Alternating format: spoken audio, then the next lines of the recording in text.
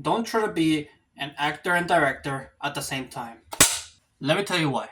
First of all, first people don't really know how to act. I don't think I've met that many directors who know how to act. I would say like only two directors that know how to act, at least that I've met. Second of all, if you want to level up your directing skills or acting skills, you should only focus on one thing. Multitasking is only gonna make it so your brain is all over the place, so you focus on all sorts of different things.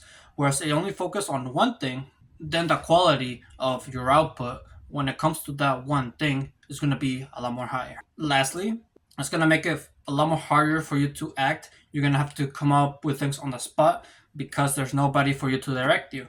I tried having notes for myself for me to use, but it wasn't really up to the best performance because I already knew the notes and couldn't really apply them. I needed someone with a completely different output to feed me something new.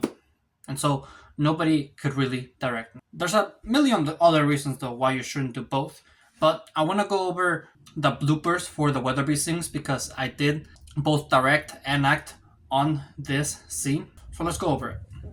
Before that though, I just want to let you know that I have a acting and directing program.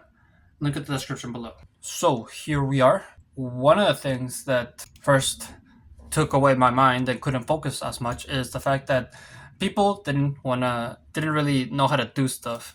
I was the only filmmaker that was among the whole group.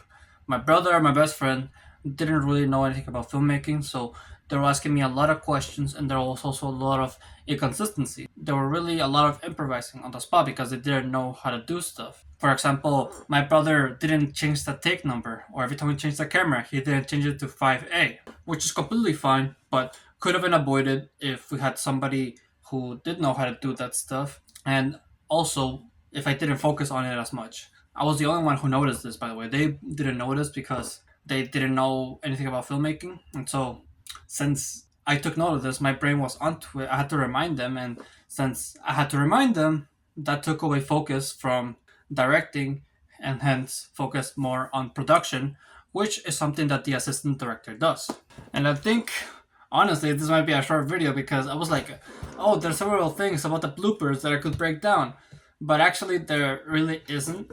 There was just several things that took away focus, like improvising as to where we were gonna walk after we say our lines, teaching like my friend how to direct, say action, when to cut, verbs, things that director should do because I was trying to get him to direct, but it didn't really happen correctly as I wanted to because obviously he was inexperienced, and so he didn't know how to do things as they should be, which is fine. It was all a learning experience. Me and him are gonna shoot tomorrow as well as my brother, so same deal tomorrow. But the only difference is we're gonna have a lot more prep time, and also I think my brother already knows how to do the slate correctly. And yeah, as long as we pre-prepare and do things correctly, everything should be fine. I guess that's gonna be the main takeaway from this video is pre-prepare. Before you shoot, at least have 1 hour before the actors get there, because keep in mind that when the actors get there, their energy level is gonna drop dramatically. It's all about the first performances that really matter.